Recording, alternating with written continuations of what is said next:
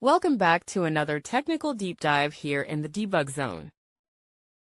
Today, we're tackling a big question and breaking it down with insights from other users. Hopefully, this clears up some misconceptions and helps you get the answer you need.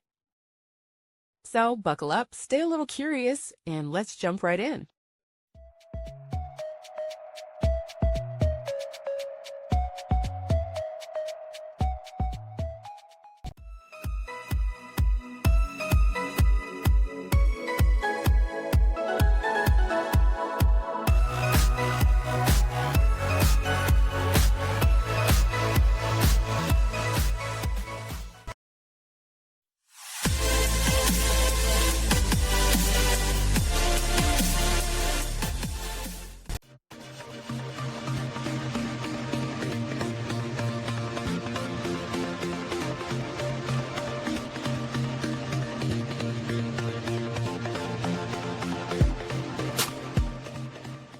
And that's a wrap.